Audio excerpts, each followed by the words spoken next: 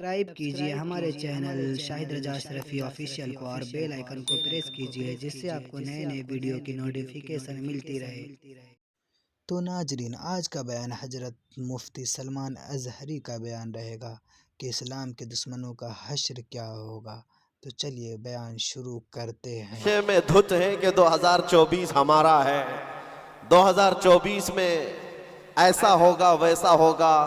इस 12 पर हम दुआ यही करते हैं कि मौला आज के रात के 12 के बाद उन सारे दुश्मनान इस्लाम की जिंदगी के 12 बज जाए। अल्लाह करीम वो दिन जरूर लाएगा। और मैंने एक आयत तिलावत की है आपके सामने, कुरान पाक की मशहूर सूरह है, सूरह वद्दुहा। रब तबारक व तआला कसम याद फरमा रहा है, उस चाश्त के वक्त की कसम जो महबूब के चेहरे की तरह चमकता है। वल्लैलि इज़ा सजा, उस रात की सियाही की कसम जो महबूब की जुल्फों की तरह है। मा वद्दअक रब्बुका वमा क़ला, महबूब आपके रब ने ना आपको छोड़ा है और ना कुछ कम किया है।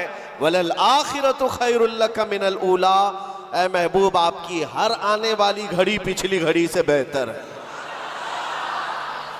जब ये वादा किसका है? रब्बे जुल जलाल का। हुजूर की हर आने वाली घड़ी पिछली घड़ी से बेहतर है, तो उम्मत की भी हर आने वाली घड़ी पिछली घड़ी से बेहतर हो। हम आने वाले साल का इस्तकबाल इसी एतबार से करेंगे कि रब ताला का वादा है कि हर आने वाली घड़ी बेहतर होगी, तो फिर इंशाअल्लाह हम ये कहेंगे 2024 हमारा है इंशाअल्लाह। बल्कि उसके बाद आने वाले साल भी हमारे हैं। मैं गुफ्तगू की तरफ आगे बढ़ता हूँ, लेकिन उससे पहले आपको मैं बताऊँ, ऐसे डर के माहौल में, ऐसे सरासीमगी के वक्त में, जहाँ लोग छोटी सी अफवाह पर भी घरों पर दुबके बैठे हुए हैं, आज मुसलमानों में खास तौर पर इतना डराया गया, इतना डराया गया है कि लोग सफ़र करना भी छोड़ रहे हैं। अरे नहीं, अब ऐसे हालात हो जाएंगे, हम ट्रेन का सफ़र नहीं करेंगे, फलां जगह ना जाए। इतने डर के बावजूद, डर तो तुम्हारे अंदर फैलाया गया, खौफ तुम्हारे अंदर लाया गया, लेकिन जानते हो उनके पाखंडियों की बातों को सुना कभी? ये गुफे में बैठकर ये कहते हैं कि 2029 में भारत का प्रधानमंत्री मुसलमान बन सकता है। यह हम नहीं कह रहे, यह हम नहीं कह रहे, और ना ही उस कुर्सी की लालच में हम दौड़े भाग रहे हैं। जिसके पास आयतल कुर्सी है उसे उस कुर्सी की हाजत नहीं। लेकिन दिलों का खौफ ये बताता है, उनका डर ये बताता है कि अगले साल आने वाले इनके लिए हो सकते हैं। और मैं दुआ करता हूँ अल्लाह उनका डर सही फरमा दे। अजीज़ान गिराम वक़ार, हर आने वाला दिन तुम्हारे लिए बेहतर है, लेकिन शर्त है, एक ही शर्त है, क्योंकि रब ताला ने फरमाया वला तहीनु वला तहज़नु व अंतुमुल अअलौ, घबराओ मत, बेकरार मत हो, तुम सबसे ज्यादा कामयाब रहोगे इन कुंतुम मुमिनीन। शर्त यह है कि तुम मेरे नबी की गुलामी में आ जाओ, ईमान वाले हो जाओ, तब फिर तुम्हारे लिए हर आने वाली घड़ी बेहतर है, हर आने वाली घड़ी पिछली घड़ी से बेहतर है। शर्त यह है कि ईमान की जिंदगी आ जाए तुम्हारे, और ईमान ना हो, ईमान किसे कहते हैं सबको पता है, हदीस रसूल है, मेरे आका सल्लल्लाहु अलैहि वसल्लम ने फरमाया ला युमिनु अहदुकुम हत्ता अकूना अहब्बा इलैहि मिन वालिदिही व वलदिही वन नासी अजमाइन। तुम में से उस वक्त तक कोई मोमिन नहीं हो सकता कामिल, जब तक कि वो अपने माँ बाप, औलाद और सारी दुनिया से ज्यादा मुझसे मोहब्बत ना करे। दूसरी हदीस है ला युमिनु अहदुकुम हत्ता यकूना हवाहु तबअन लिमा जिअतु बिही। हुजूर पाक सल्लल्लाहु अलैहि वसल्लम फरमाते हैं तुम में से उस वक्त तक कोई कामिल मोमिन नहीं हो सकता जब तक कि वो अपनी ख्वाहिशात को मेरी मर्जी के मुताबिक ना बनाए। हुजूर की मर्जी के मुताबिक जब तक तुम अपनी ख्वाहिशात नहीं बनाओगे, मोमिन नहीं हो सकते। और मोमिन कामिल नहीं होगे तो फिर मदद भी नहीं है। मैं उस मोमिन की बात कर रहा हूं जिसको कुरान कहता है कभी कद अफलहल मोमिनून, ईमान वाले कामयाब हो चुके। कौन से ईमान वाले? ईमान की शर्त अव्वल है हुजूर के लिए बे इंतहा मोहब्बत करना, शर्त अव्वल है। अब आइए हम आज की इस रात में तज़किरा उन लोगों का करें जिनका जिक्र हमारे ईमान की जिला का सबब है, वो दीवान गाने इश्क रसूल जिन्होंने अपनी जिंदगियां हुजूर के कदमों में निछावर कर दी। मैंने आज ये सोचा कि उनकी बारगाहों में खिराज अकीदत पेश करते हुए जवानों के लिए मिसाल रखो। आज के नौजवान आइडियल किसको समझेंगे? मेरे अजीजों, दुनिया आज बड़ी बड़ी स्क्रीनें लगाकर मुजरा करने वाले जालिमों के नाच को देख रही होगी। स्टंट करने वाले इनके सामने हीरो बन जाते हैं। मैं आज आपको उन जियालों की बात रखना चाहता हूं जो हकीकत में हीरो हैं, जो पूरी दुनिया के लिए हीरो हैं। उस बतले जलील का एक नाम काफी है, खालिद बिन वलीद। इसकी मिसाल दुनिया लाने से कासिर है। मेरे अजीजों, मेरी पूरी गुफ्तगू का खुलासा सिर्फ इतनी बात पर होगा जो बरेली के इमाम ने पुकार कर कहा था, फिर के गली गली तबाह, ठोकरें सबकी खाई क्यों, दिल को जो अक्ल दे खुदा तेरी गली से जाए क्यों। आज जो गली गली घूम रहे हैं उन तक भी पैगाम पहुंचाओ, फिर के गली गली तबाह, ठोकरें सबकी खाए क्यों। आ जाओ इस दरबार में। इस दरबार का जो सग भी हो जाता है, कुत्ता भी होता है, वो अपने वक्त का मुजद्दिद बन करके ये नारा लगाता है। ये नारा लगाता है, उस गली का गधा हूं मैं जिसमें मांगते ताजदार फिरते हैं। उस गली का गधा हूं मैं जिसमें मांगते ताजदार फिरते हैं। खुसरवी अच्छी लगी ना सरवरी अच्छी लगी, हम फकीरों को मदीने की गली अच्छी लगी। हुजूर ताजुश्शरिया बदरु तरीका फरमाते हैं, बुल हवस सुन सीमो जर की बंदगी अच्छी नहीं, उनके दर की भीख अच्छी सरवरी अच्छी नहीं। जो पिया को भाए अख्तर वो सुहाना राग है। ये ताजुश्शरिया फरमाते हैं, जो पिया को भाए अख्तर वो सुहाना राग है। क्या मतलब है? जो मुस्तफा को पसंद आए वही असल राग है, वही बात अच्छी है। जो पिया को भाए अख्तर वो सुहाना राग है, जिससे नाखुश हो पिया वो रागनी अच्छी नहीं। जिससे नाखुश हो पिया वो रागनी अच्छी नहीं। पिया हुजूर के बारगाह में इस्तिआरतन कहा गया है। हुजूर को जो चीज नापसंद है वो हमारे लिए अच्छी है ही नहीं। यही तो बरेली का मिजाज है। कहते हैं ना ताजुश्शरिया रहमतुल्लाह ताला अलैह कि नबी से हो जो बेगाना उसे दिल से जुदा कर दे, पिदर मादर बिरादर जानो माल उन पर फिदा कर दे। ये सारे अशार का लुब्बे लुबाब खुलासा क्या है? उसका खुलासा यही है जो सहाबा का नारा था, हो ना ये फूल तो बुलबुल का तरन्नुम भी ना हो, चमने दहर में कलियों का तबस्सुम भी ना हो ना ये साकी तो मैं भी ना हो, खुम भी ना हो, बस में तौहीद दुनिया में ना हो, तुम भी ना हो। खीमे अफलाक का इस्तादा उसी नाम से है, नबज़ हस्ती तपश आमादा उसी नाम से है। दश्त में दामने कोहसार में मैदान में है, बहर में मौज की आगोश में तूफान में है। चीन के शहर मराकश के बयाबान में है, वही नाम पोशीदा हर मुसलमान के ईमान में है। और वो जो न हो तो और वो जो न थे तो। ये सारे अशार के बाद अब आओ मैं गुफ्तगू को आगे बढ़ाता हूं। इसी बात पर तवज्जो रखना, फिर के गली गली तबाह, ठोकरें सबकी। अगर किसी को ठोकर लगी है तो वो दिल पर हाथ रखकर आ जाए। आज मैं उन जियालों की तरफ चलता हूं। यमन का एक कबीला बनु असद एक कबीला है जिसमें रहने वाले एक शख्स है हारिसा, और उनकी बीवी, छोटा सा एक कुंबा, छोटा सा एक खानदान, 3 बच्चे थे। हारिसा और उनकी बीवी और 3 बच्चे। ये यमन का रहने वाला एक कबीला है। औरत अपने तीनों बच्चों को लेकर मैके जा रही थी, और बड़ा बेटा जो उस वक्त उम्र का 8 साल का था, जैद नाम था। काफिले पर अचानक डाकुओं का हमला हुआ और माल लूट लिया गया, और साथ ही डाकुओं ने ये जैद नामी छोटे से बच्चे को, 8 साल के बच्चे को भी गिरफ्तार कर लिया। एक माँ का कलेजा दहल गया कि मेरे 8 साला बच्चे को मुझसे छीना गया। बाकी 2 बच्चे तो साथ थे। माँ की कैफियत ऐसी थी कि पहाड़ों पर चढ़ जाती, चीखती थी, और अरबी में जो अशार कहती थी अल्लाह अकबर। आज भी मौजूद है। यमन की रहने वाली ये खातून पहाड़ों पर जाकर पुकारती थी कि कोई मेरे जैद को देखा है तो मुझे बता दे। और जब खबर बाप को आकर लगी, बाप जान निछावर करता था अपने बेटे जैद पर। बाप की ऐसी कैफियत कि खाना छोड़ दिया और मिजाज में तब्दीली ऐसी आ गई कि लोगों से मिलना तक छोड़ दिया अपने बेटे की जुदाई के गम में। यमन वाले कहते थे कि हारिसा का बेटा जो गुम हुआ यूसुफ गुमगश्ता है, यानी एक दूसरा यूसुफ है। जैसे हजरत याकूब अलैहिस्सलाम के बेटे यूसुफ की अलैहिस्सलाम की दूरी हुई थी तो आपने गम किया था, हारिसा ने अपने बेटे जैद की जुदाई में बहुत रोया। और वो अशार जो अरबी में लिखे जाते थे, यमन में जब वो अशार पढ़ते तो अपने जो दुश्मन होते वो भी रो पड़ते थे। बाप की जुदाई के गम के अशार लोगों को रुलाते थे। जमाना गुजर गया।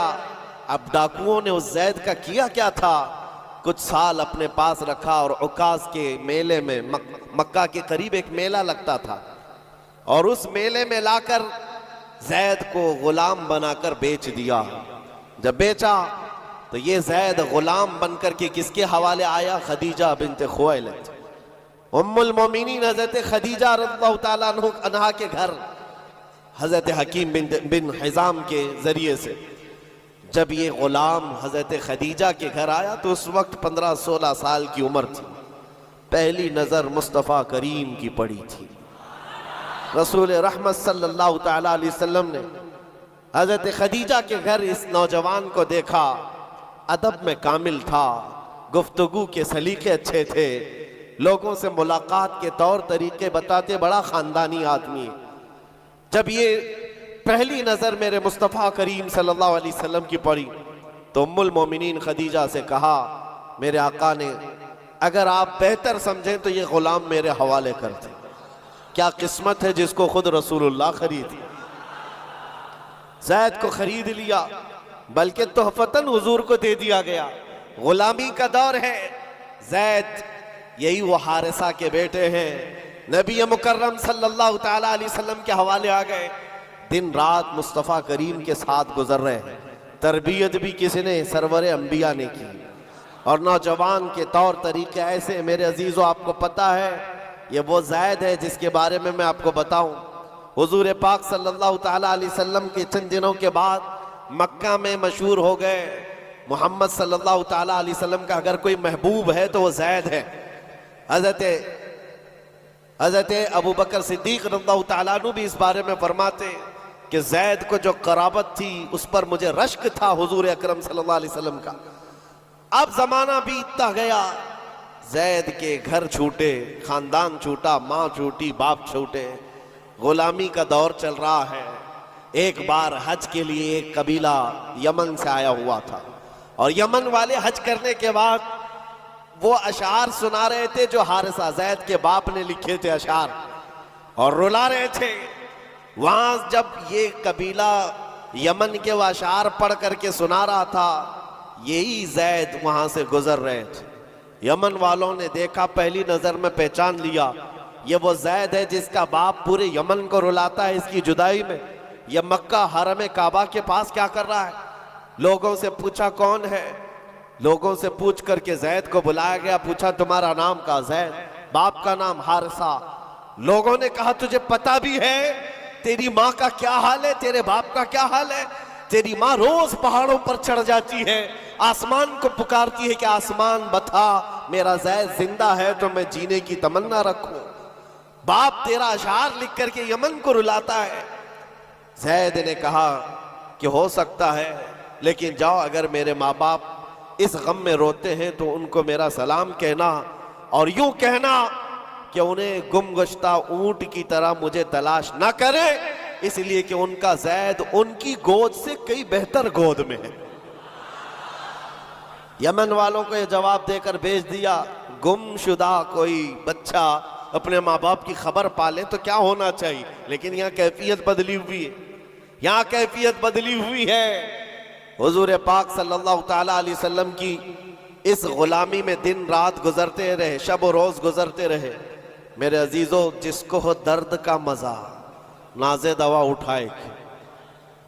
आपको मैं बताऊं, ये कबीला यमन का गया और जा करके जैद के माँ बाप से कहा, हारिसा और उनकी माँ से कहा, तुम्हारा गुमशुदा बच्चा मिल गया, हरम काबा में हमने उसको देखा है और सुना है मोहम्मद नामी अरब के एक मशहूर शख्स की गुलामी में है और उनकी सखावत भी, दरिया दिली भी, रहम दिली भी मशहूर है। माँ और बाप ने खबर पाते ही महीनों का सफर दिनों में तय कर लिया। दौड़ते भागते मक्का पहुंचाए और जैसे पहुंचे पूछा कहाँ रहते हैं मोहम्मद सल्लल्लाहु अलैहि वसल्लम। हुजूर पाक सल्लल्लाहु अलैहि वसल्लम हरम काबा के पास ही उनको मिल गए। माँ इतना रोई, बाप इतना रोए, हुजूर पाक सल्लल्लाहु अलैहि वसल्लम को उन पर तरस आ गया। पूछा क्या बात है? कहा हमारा बच्चा गुम हुआ था, सालों बीत गए, अब तक हमने खाने का मजा नहीं चखा और हम सबकी जिंदगी ऐसी वीरान सी लगती है कि उसके बगैर जिंदगी में अंधेरा है। पूछा हुजूर ने कौन है तुम्हारा बच्चा? कहा उसका नाम जैद है और सुना है वह आपकी गुलामी में। हुजूर पाक सल्लल्लाहु अलैहि वसल्लम ने फरमाया, जैद तुम माँ बाप हो जैद के? कहा हाँ, अगर आप मुनासिब फरमा समझे तो हमें हमारा जैद लौटा दे। आप अल्लाह के तरफ से सुना गया है बड़ा रहम दिल रखते हैं, हमारे लिए अपना जैद लौटा दे। हुजूर पाक सल्लल्लाहु अलैहि वसल्लम ने कहा, मैं किसी के बाप और किसी की माँ से उसके बच्चे को अलग नहीं करना चाहता, लेकिन फिर भी ये फैसला मैं जैद के ऊपर छोड़ता हूँ। वो चाहे तो मुझसे आज़ादी ले ले, बगैर किसी रकम के, बगैर किसी फिदिये के गुलामी से आज़ाद करता हूँ और तुम उसे ले जाओ, और अगर नहीं तो फिर उसकी मर्जी जो हो उस पर अमल किया जाए।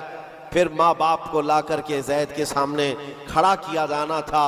मौर्रिखीन ने जो तारीख लिखी है, पढ़ते हैं तो आंखें आप दीदा हो जाती हैं। मेरे अजीज़ों, रसूल पाक सल्लल्लाहु अलैहि वसल्लम अपने घर ये दोनों माँ बाप को जो बिछड़े हुए बच्चे की जुदाई में रोते हुए आए थे, चचा भी साथ था, हुजूर अपने घर ले आए और उसके बाद जैद अपने कामों में मसरूफ थे। बुलाया, जैद इधर आ जाओ। आए जैद, जैसी पहली नजर पड़ी बाप पर, माँ पर, क्या कैफियत होनी चाहिए। बरसों का बिछड़ा हुआ बच्चा है, बरसों से दूर रहने वाला, माँ बाप की मोहब्बत में ये जुदाई के गम बर्दाश्त करने वाला। एक नजर उठाई, फिर नजर झुका ली और सरवरे कायनात की तरफ देखने लगे। मेरे आका ने पूछा, जैद तुम जानते हो इनको? कहा हाँ या रसूल अल्लाह, ये मेरे बाप हैं, ये मेरे चाचा हैं, ये मेरी माँ है। हुजूर ने पूछा, जैद तो फिर मिलते क्यों नहीं? बरसों के बिछड़े हुए हो, फिर उनके पास जाते क्यों नहीं? जैद ने कहा, या रसूल अल्लाह, आपके चेहरे को देखने के बाद फिर किसी के चेहरे की तरफ हम नजर नहीं उठाते। तेरे कदमों में जो है गैर का मुंह क्या देखे, कौन नजरों में जचे देख के तलवा तेरा। रसूल पाक सल्लल्लाहु अलैहि वसल्लम ने फरमाया, जाओ जैद मिल लो, माँ से मिल लो, बाप से मिल लो। माँ ने कलेजे से लगाया और चूमना शुरू किया, बाप ने माथा चूमा। यह अजीब मंजर था। बहुत देर गुजर गई इनके लाड़ो प्यार के इजहार की।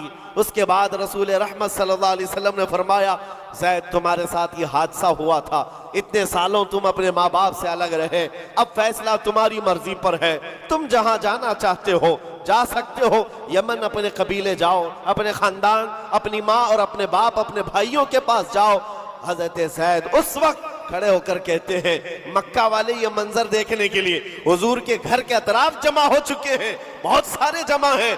जैद ने सबको मुखातिब करके कहा, ऐ लोगो हाजिरीन मजलिस, सब देखो, ये मेरी माँ है, ये मेरे बाप हैं, ये मेरे चचा हैं, लेकिन सबको गवाह बनाकर कहता हूँ, मोहम्मद अरबी सल्लल्लाहु अलैहि वसल्लम की गुलामी 1000 आजादियों से अफजल है। मैं अपनी माँ के पास न जा सकता हूँ, न बाप के पास जाना चाहता हूँ, मैं हमेशा इसी दर की गुलामी में रहना चाहता हूँ। माँ कहती है, बेटा आजाद कर रहे हैं तुझे मोहम्मद सल्लल्लाहु अलैहि वसल्लम, तुझे आजाद कर रहे हैं। दुनिया में किसी को आजाद कर दिया जाए उस वक्त तो बहुत बड़ी नेमत समझी जाती थी, लेकिन तुम हो कि आजाद होना नहीं चाहते। जैद ने कहा, 1000 बाप और 1000 माँ मिलकर जो अपने बच्चों पर शफकत नहीं कर सकती, वो मोहम्मद रसूलुल्लाह ने मेरे साथ किया। जैसे ही हजरत जैद का ये ऐलान मक्का वालों ने सुना तो क्या रसूल रहमत सल्लल्लाहु ताला अलैहि वसल्लम ने उनको छोड़ दिया? आता है फ़कीरों पे उन्हें प्यार कुछ ऐसा, खुद भीख दें और खुद कहें मंगते का भला हो। हुजूर रहमत सल्लल्लाहु ताला अलैहि वसल्लम, रहमत आलम सल्लल्लाहु अलैहि वसल्लम ज़ैद का हाथ पकड़ करके ले जाते। कहाँ लेकर के आए? हरम काबा के पास आए, पूरे मक्का वालों को मुखातिब करके कहा, ऐ मक्का वालों गवाह रहना, मैंने ज़ैद को गुलामी से आज़ाद किया और आज के बाद से ये मेरा वारिस है और मैं इसका वारिस। मक्का में ये बात मशहूर हो गई। क्या? ज़ैद को ज़ैद बिन हारिसा कम कहा जाता था, ज़ैद बिन मोहम्मदुर रसूलुल्लाह कहा जाता। मोहम्मदुर रसूलुल्लाह का बेटा ज़ैद। मेरे अजीजों, जो इस दरबार में आया है, जाहिर सी बात है ये वो मजा है जिसको चखने के बाद ही बरेली के इमाम ने कहा था, फिर के गली गली तबाह, ठोकरें सबकी खाई क्यों, दिल को जो अक्ल दे खुदा तेरी गली से जाए। बयान अच्छा लगे तो हमारे चैनल को ज़रूर सब्सक्राइब करें और वीडियो को ज़रूर लाइक करें और लोगों तक पहुंचाएं। इसी तरह का बयान हमारे चैनल पर रोज़ आपको मिलती रहेगी। अस्सलामु अलैकुम वरहमतुल्लाहि वबरकातुहू। वीडियो अच्छी लगे तो हमारे वीडियो को लाइक करें और हमारे चैनल को सब्सक्राइब करें। शुक्रिया।